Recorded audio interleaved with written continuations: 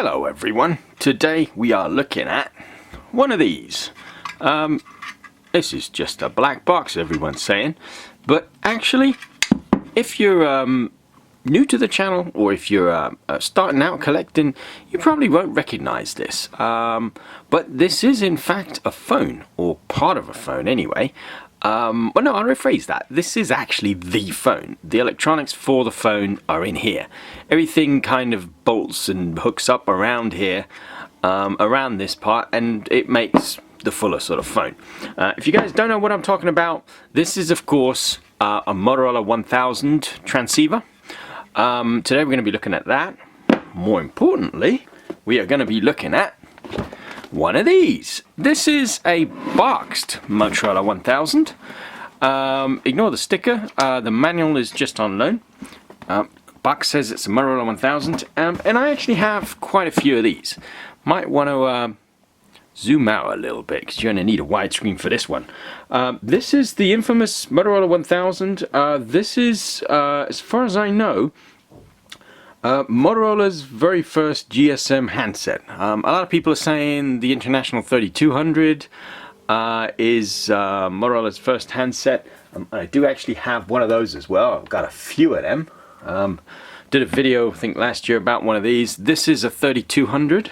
The 3300 looks pretty much identical, bar a couple of things with, for example, a plug here for charger, and it's a little bit thinner. But if you want to check out the video on this, check out some of the other videos. I did a video about this and a 3300, I think. I think it was last year.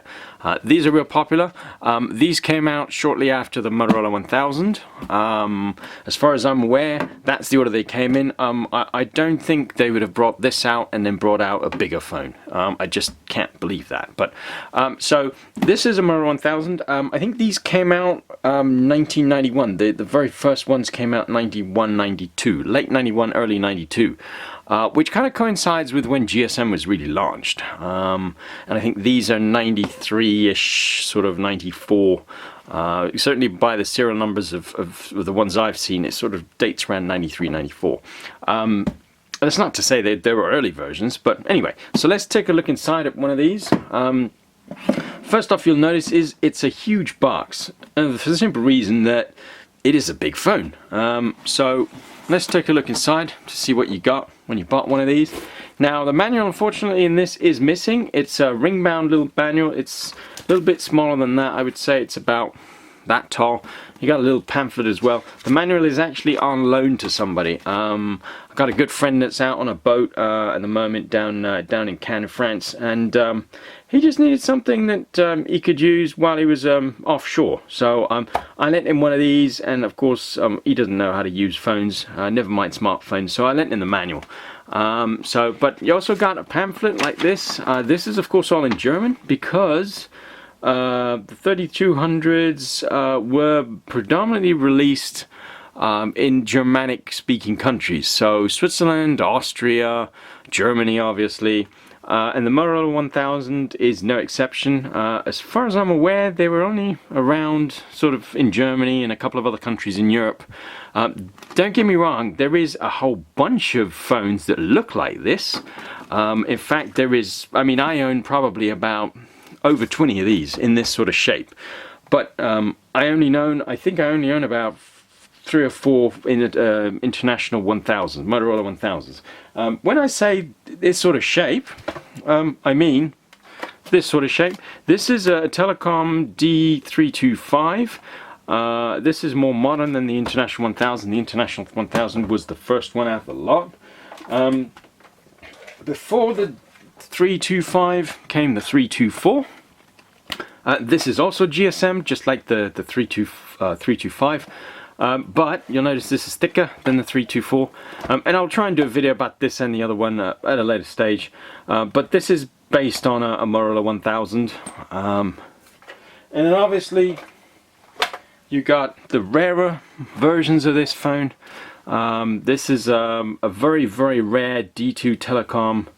I think this is a 2200 if I'm not mistaken. It might be a 2000, Motorola 2000, but it's not badged up as a 2000. It's badged up as a D2 Privat something or other.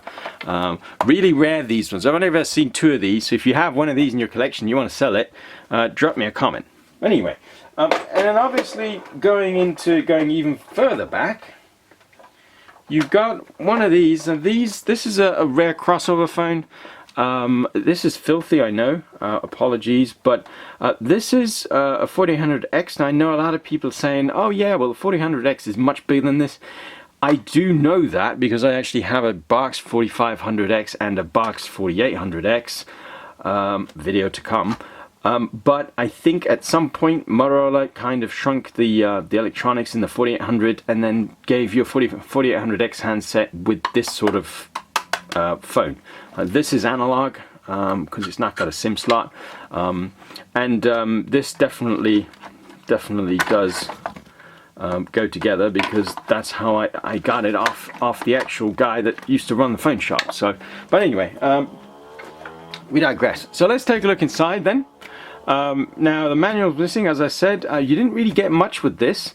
What's important to note though is that there are 2 versions of the Motorola 1000. There is the hand carry transportable, which is what this is, and then you could also buy a smorgasbord of accessories for this.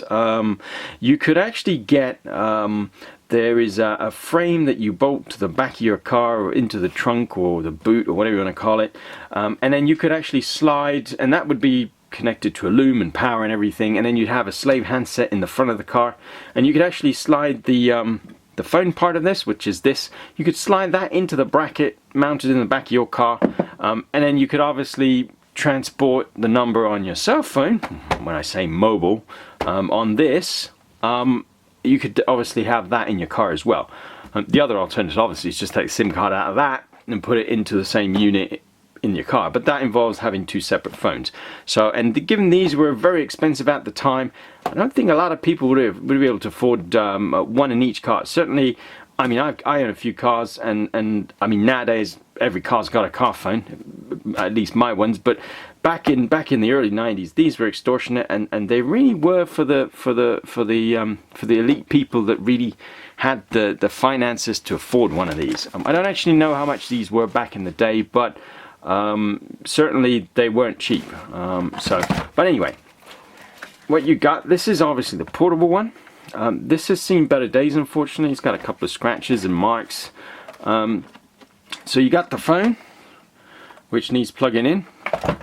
You got the power adapter or power charger. And this is fairly small by any standards compared to the phone.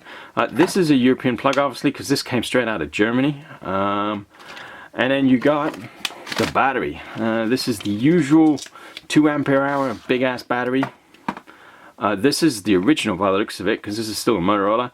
I actually use replacement batteries. These are, you can still get these. These are actually professional video camera batteries. This format is used in a whole bunch of things, from video cameras to obviously these old phones to various other electronics. Motorola did real good back in the day choosing this form factor, because these very batteries still are available. The new ones obviously still take a good charge, and you can still use the old chargers to charge them. These are all lead acid though, so don't be taking these on a plane, people. Security really don't like you taking them on a plane. In fact, I would strongly advise against it, because I had some problems getting these onto a plane. In fact, even the security, even if you're flying private jet, they don't allow these through, just from a safety aspect point of view, because it is lead and it is acid. And obviously you don't want acid going all over the plane. So anyway, let's move to the box quickly. I'm going to fire this baby up. So this is one of the couple batteries that I actually have. This was on charge. These are still good. I think this one's a couple of years old, so it doesn't really hold that much of a charge. I do actually have a newer one of these. In fact, I think I got 2 newer ones of these. No, one of them's out on loan, obviously, and then the other one, I'm not even sure where it is. It's probably in one of the many phones somewhere that I don't recall having. But anyway, so just to give you a quick rundown, handset comes undone like so, and then the way to get the phone part out is you got a little tab up here which you push up, and then you can slide this bad boy out like so, and that comes undone. And conveniently, they've left a little slot there for the antenna connector to go right in and slot in. But anyway, so this is the phone part. Like I said, these ones here. You can actually tell what version it is and all the other good stuff with these numbers. I'm not really going to bore you with that. I think this one, looking at the serial number, I think this one is probably, what is this? This is a T, so I think this is a 1993, 92 maybe. So this is, I mean, it's 2017 now. What are we today? We're like 1st of July, and it's 2017. So I guess this would be like 25 years old practically. So not bad for a phone that age. But anyway, let's fire this up. Handset goes up here. Oh yeah, the all important antenna is down here. Nice little swivel thing. And this thing plugs in. This is an RJ45, I believe. Plugs in just down here, like so. Now, I don't know if the battery has been on charge long enough. I'm going to power this up with the battery, but I do also have the optional car adapter cable thing, purely because the I use this rather than the charger in the box, because the charger in the box is a slow charger for the battery, and it doesn't really have enough juice to power the phone and charge the battery. So it just doesn't work. So, but anyway, let's fire this up. Slot the battery in. I'm going to put this down because this is way too heavy to hold at arm's length. Now this is a power LED. The red means that you're not in service. Obviously that disappears when it picks up UK Vodafone. That's just because it looks like there is a Vodafone SIM card in here. Yeah, so just a test SIM card, I think. This is one I had a while ago, I think, going by that number. I don't even recognize that. So don't bother trying to call that, because it'll be switched off. If you guys want to get in touch, email me on the usual email address as always. If you're a regular to the channel, you probably already know this. So anyway, the beauty about these phones is actually they had a built-in hands-free type thing. You could obviously dial the number, we'll do that in a minute, but there's a microphone there, and actually, I don't know if you can tell, but just here there is actually a built-in speaker. So when you dial, say you were to dial a number, say this is just the Vodafone prepay like registration type line, you'd hit that and then it obviously would ring. Hello and thank you for calling Vodafone. I'm going to turn the volume down a little. There you go. So that's in hands-free mode. Obviously, you could, when it obviously you decided you wanted to not have it hands-free, you could take it off the cradle, and then it would still, the call would still be active. So pretty neat feature, and obviously when you put it back in, it just hangs up automatically, because obviously it assumes that you don't want to continue the call. So pretty neat feature, I think. This is long before it was illegal to obviously use cell phones in cars. I know everybody does it. You shouldn't do it. I actually saw a crash the other day because of it. I actually saw it unfold, so certainly I'm going to be putting a stop to me holding the phone to my ear. I mean, to say I have a car phone anyway, which is hands-free, but occasionally I do use a phone to my head, and I know I shouldn't promote that, but you know, I'm not perfect, and I'm sure everybody else out there does it. I've seen plenty of people do it, so don't do it, people. But anyway, so this is way before the era when it was illegal to hold a cell phone to your head. That's the point I'm trying to make. You can still use these pretty much everywhere in the world except the Americas. When I say the Americas, I mean Canada, North America, Middle America, and Southern America.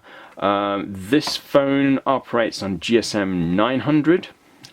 These are only available in GSM 900. If someone offers you one for any other standard, then either it's been heavily tinkered with or it's not original Motorola. As far as I know, the Motorola 1000, I'm pretty sure this actually, is only available on GSM 900. And because GSM 900 is still widely used pretty much in, well, everywhere in Europe, Africa, Middle East, Asia, you can actually still use these. The cellular networks don't like you using these though, because if you compare the output power of this to a smartphone, this is an 8-watt unit, which is why it's favored among people who have yachts and shit.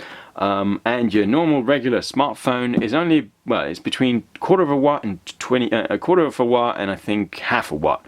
So 2500 or 25 milliwatts I think it is, and 50 milliwatts, which isn't a lot of power. So obviously you can be a lot further from the cell tower if you have one of these with a great big antenna, just like you can with this. The 3200 is also a 2-watt phone, the 3300 is a 3-watt phone, and the super duper rare 3500 I'm told is a 5-watt phone. And obviously this is pre the era of you know, radiation is going to kill you and all that sort of stuff. They made phones back then when they just wanted the phones to work, and you got to remember cell towers were a lot further away, so they had to be big phones, you know, with a lot of power. So I still use this regularly when I go out on my friend's boat. Certainly it picks up service when I'm bopping around in the desert in Dubai or in the Sahara, southern Algeria, Morocco, those kinds of places, even out in Egypt. If you're bopping around in the desert and you're in the middle of nowhere, you're not going to get any service. In fact, you're not even going to get service on one of these. You will just get fringe service on one of these. I was out in Morocco, I think a year or two ago, down near Merzouga, I think it was called, and then sort of Algerian border as well, across the border and stuff. And this picked up service no problem. I was quite impressed. So worthy. If you want to carry this around, you will need a counterweight on the other arm, because these weigh about 5 to 6 kilos. Fully loaded. And this is the thick kind. I have to add that the Moto 1000 is the thicker version. If you go for something newer, like this for example, this is the thin version. This is also GSM. They're both GSM 900, so these will both still work. I'll do a video about this and the other models at a later stage though. So this is obviously a lot lighter than the thick one. They obviously shrunk the electronics at a later stage, but it's important to note though that if you do buy one of them, you do need a big SIM card. These will not work with SIM cards that are compatible with Apple iPhones. The contacts are way too small. You need a regular size SIM, or at least a SIM with contacts this sort of size. Nano SIMs or micro SIMs or whatever they're called, the little ditty things, might not work in this. If you don't know how to convert a little ditty SIM to a credit card size SIM, I did a video about that a while back as well. I think it's called How to Use a SIM in a Brick Phone or something along those lines. Check out that as well. So I'm going to leave it at that. If you like the phone or the video, give me a thumbs up. Oh, one more mention, please people, no more hate mail. I'm getting swamped with hate mail and people not winning things, and there is only so many phones I can give away, so many pages I can give away, and at the end of the day it is what it is. I'm sorry if you haven't won, but don't hate me for it. It's a fair, I strive to be as fair as possible, and it's not required. So but anyway, if you like the phone or the video, give me a thumbs up as always. Don't forget to subscribe. Competitions obviously are only open to subscribers, so you got to be subscribed. But anyway, thanks for watching, and I'll see you guys next week.